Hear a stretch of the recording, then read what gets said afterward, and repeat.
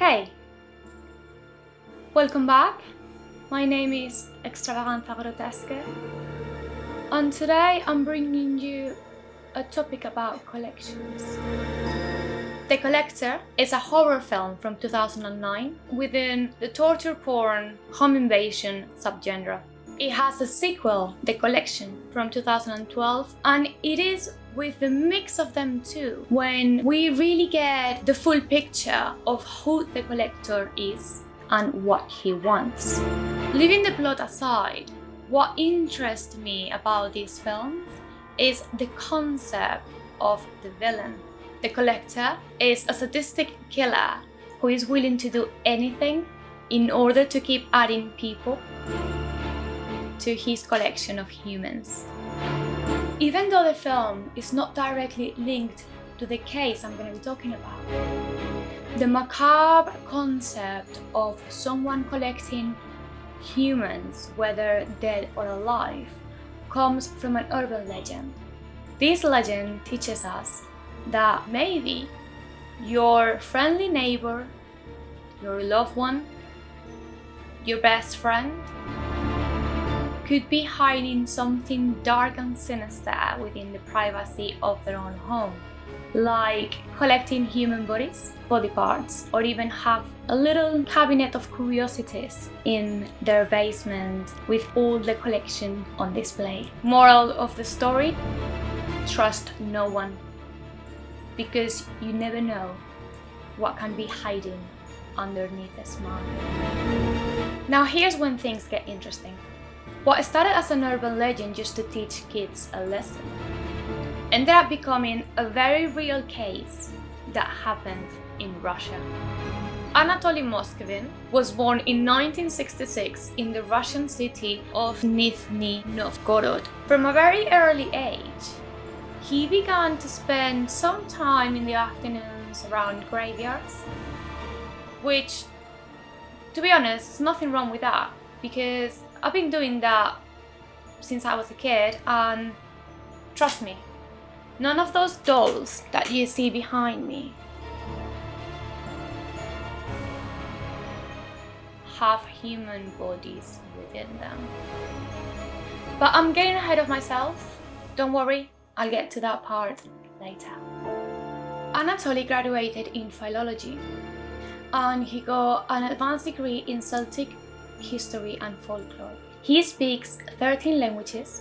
He was a lecturer in his hometown university. He also wrote several books. He got some scholar papers published, and he was a collaborator with several newspapers. He got himself a name within the academic circle, and he was seen as both a genius and eccentric, which from my point of view, they usually come together.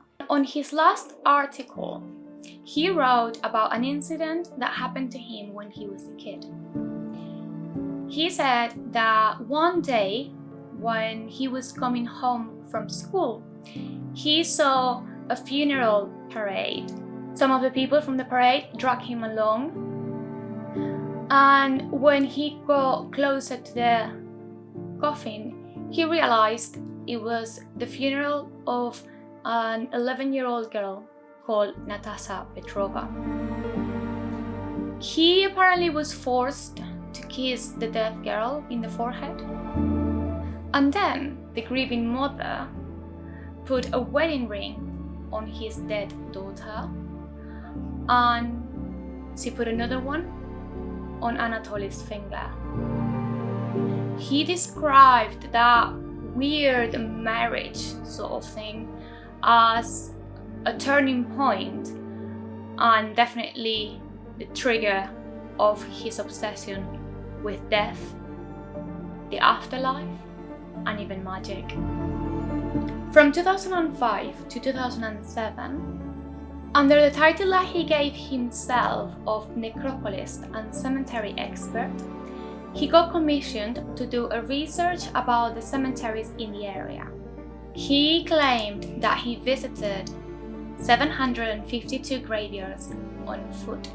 He would drink water from puddles on the floor and sleep on the graveyards or in abandoned places that he would find along the way. One night, he even slept inside of a coffin that was being prepared for a funeral. The complete work was never published, but he did write many articles about the history of the cemeteries. Like I said before, Anatoly was a bit weird with unusual taste, but highly intelligent, and he was really good at his job, so he was well accepted within the community. Nevertheless, this all changed on the 2nd of November of 2011. Keep this date in mind for later. 2 years before this date, people from the area started reporting that the graves of their loved ones were being desecrated and in some cases completely opened up. The police thought that this could be the case of crimes committed by extremist or satanic organizations. So they set up a brigade in order to find those organizations.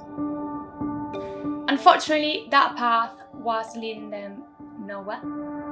In January 2011, a suicide bombing attack took place in Moscow's International Airport, almost certainly done by jihadists. This resulted in reports of Muslims' graves being vandalized and painted over. This new line of investigation led police to Anatoly's area. And do you remember that date from earlier? Yes. Anatoly was arrested on the 2nd of November 2011. Anatoly was 45 at the time and he was still living with his parents, though they did spend some time on their other vacation home they had. So what initially started as an arrest for grave vandalism ended up in something way more sinister. When police came to the apartment, what they found inside was more than just the motive for the grave desecrations. They found a collection of 26, some people say 29, life-size dolls. They looked like antique handmade dolls, which is what his parents thought they were, except they weren't. They were the mummified corpses of little dead girls in between the ages of 3 and 15. Some dolls had music boxes inside of their chest, so they would play music when Anatoly touched them. They also had personal belongings. In one of them, they found her own gravestone with her name on it. On another one, the hospital tag with the date and cause of death, and a dried heart inside of a third one. When questioned by the police, Anatoly said that he had a really strong connection with dead children. His biggest dream in life was having a child, but he couldn't adopt one due to his low income. He was convinced that at some point it would be possible to bring dead children back to life by either science or black magic. So he used his knowledge on ancient Celtic cultures to begin the process himself.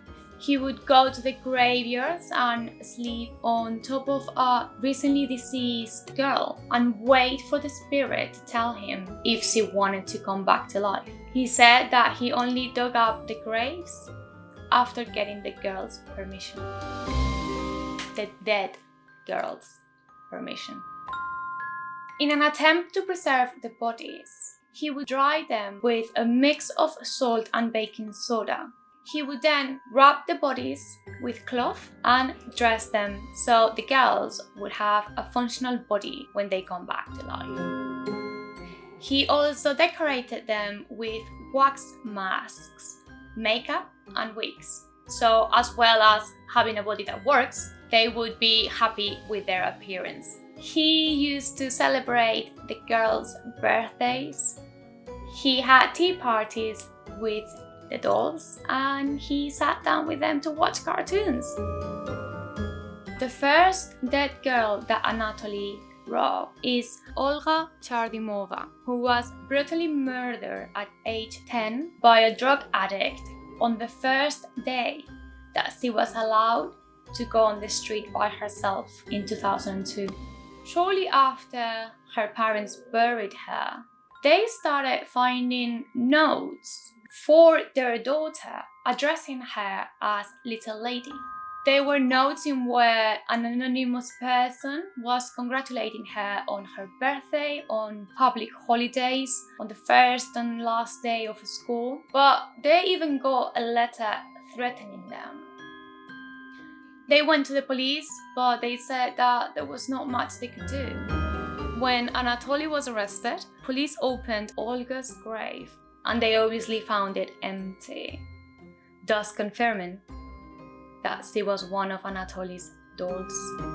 Her parents had been visiting an empty grave for nearly 9 years.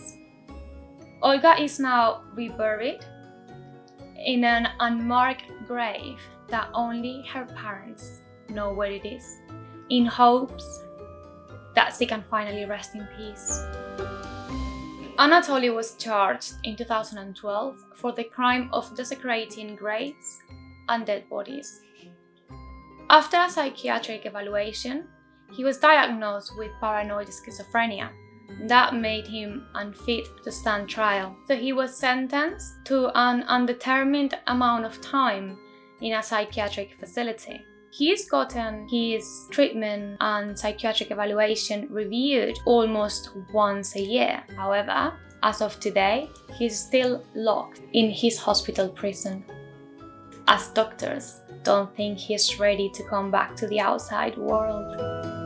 One of the last things he said during his trial was addressing the parents of the little girls, and he said, "You abandoned your girls. I brought them home and warmed them up." As the last fun fact, as per usual, going back to the film I was talking about at the beginning, the Collector's original script title was The Midnight Man, and it was written with the intention of being a prequel for the movie Soul. And with this, we've reached the end of the video. Thank you so much for being here with me, really appreciate it. And let me know what you think in the comments. Don't forget, if you subscribe, I will see you all next time.